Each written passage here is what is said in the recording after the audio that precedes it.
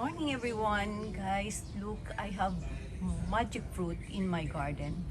And I have this fruit for 7 years now, this plant. It is called magic fruit or miracle berry. Yan guys, nakakatuwa kasi nakapagpahinog ako.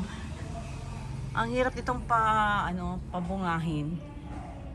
And now, since nagbunga na siya, ang kalaban namin ngayon, yung mga ligaw na ibon.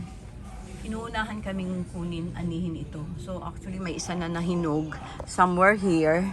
Hinog na, hinihintay ni Yaya na totally yung pwede nang pick upin or i-harvest. Ang nangyari, kinabukasan na nasad siya kasi wala na yung nakita niyang hinog the other day, tapos ha-harvest niya na sana.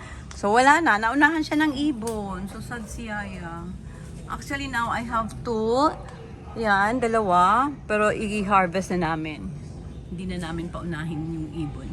And ito, ginawa ko, binalot ko yung ibang mga mahihinog pa lang na bunga ng magic fruit para ma-save siya na anihin ng ibon. Kaya yan, nakabalot siya guys. Kaya mapapansin nyo may mga plastic. So at yung hilaw naman, ito yung itsura niya guys, oh. Yan. Ganyan siya. Napakaliit lang ng berry na yan. So halos tumblang talaga ang size niya. Kasi laki lang ng thumb. And ito yung magic fruit plant ko rito sa garden. Nakatanim lang yan sa pot, big pot. Yan, clay pot. And marami siyang bunga. Ayan yung isa. So, sana tumuloy-tuloy yung iba. Kasi yung iba mga bubot pa. Hindi pa talaga tumutuloy. As in, bulaklak lang sila. Napakasela nito. Pero, dahil nga sa naalagaan ko, may fertilizer akong in-apply sa lupa. Kaya siguro namunga siya ng ganito. Okay, thank you for watching, capturing the moment of my magic fruit here at Mercy's Garden. Good morning. Good morning. Happy morning. Happy Wednesday morning. Yan yung Mercy's Garden. And look naman guys, yung aking gabi. Yan, makakapaglaing na tayo. Yung sili. Ito yung gabi na inani namin dun sa lupa ng kapitbahay. Natunaw na ang aking spring onion dahil sa walang tigil na ulan. So natunaw na sila. And also may ampalaya. Ito yung ampalaya ko. And the sayote. So ayan.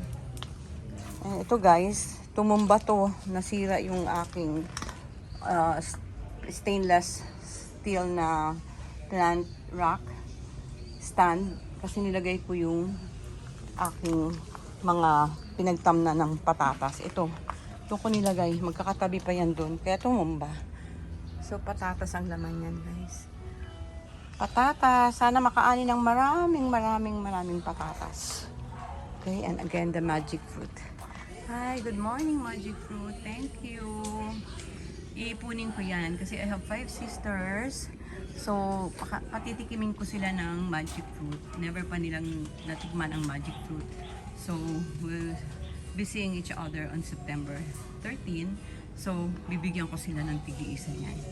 And, try namin kung anong reaction nila. So, yan kasi pag tinikman mo yan, halimbawa kinain mo yung isang magic fruit na etong piraso na to. Tapos, kumain ka ng maasim, maanghang, mapait, so maalat, lahat yun. Pag kumain ka nito muna bago mo tikman yun, yung iba-ibang flavors, magiging matamis lahat. Siya yun. Kaya siya tinawag na magic fruit. Kakaiba.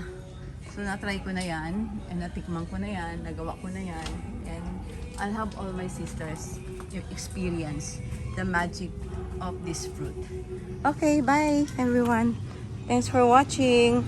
And ito, sambong, bagong tanim ni Yaya, galing sa kapitbahay. Dahil lagi ako nagsasambong tea.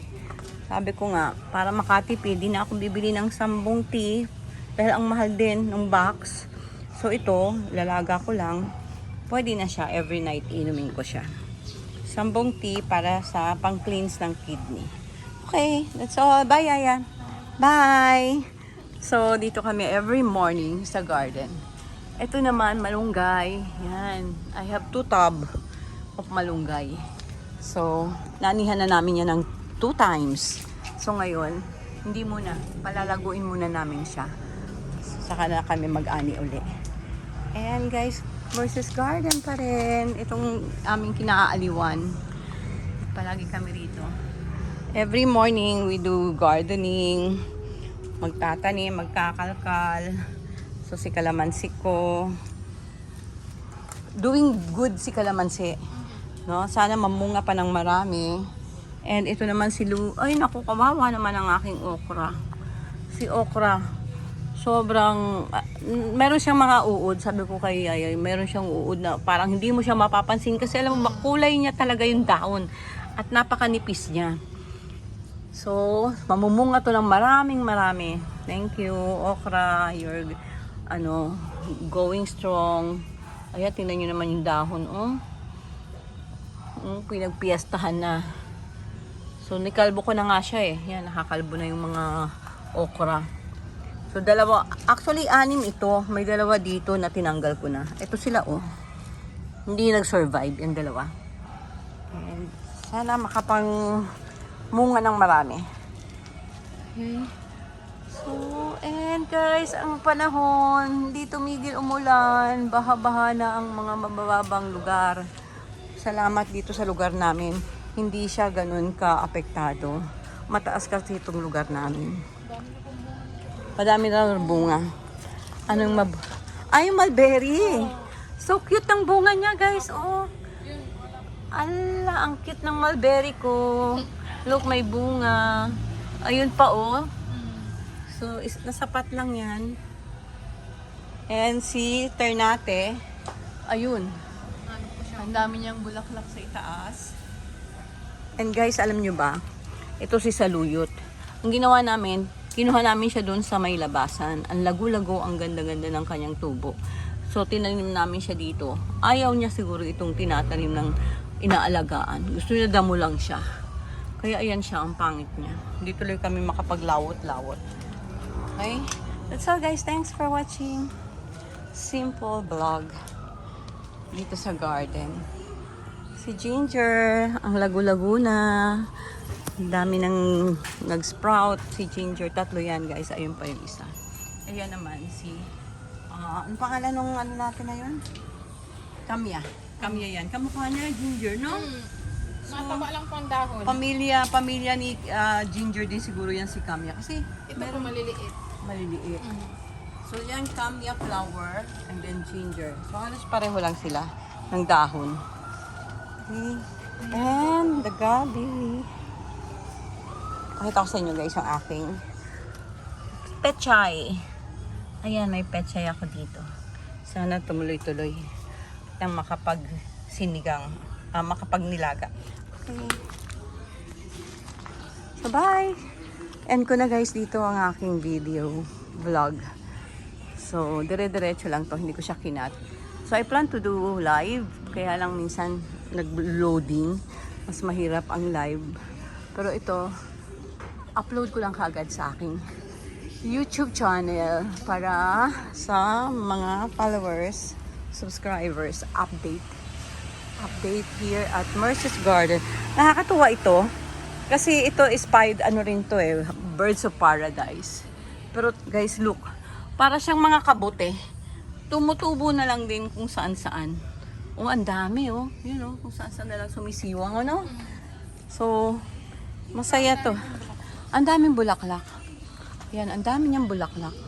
Nakakaaliw. So, ganda. Ayun pa yung isa. Daming bulaklak.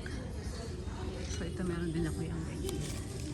Marami niya sa Sonia's Garden. Okay. So, that's all guys. Thanks for watching. Bye here at Mercy's Garden. Happy Wednesday. nakapag-video dahil biglang tumigil ang ulan. Everyday umuulan. May cypress. I have cypress tree dun sa labas, nakatanim.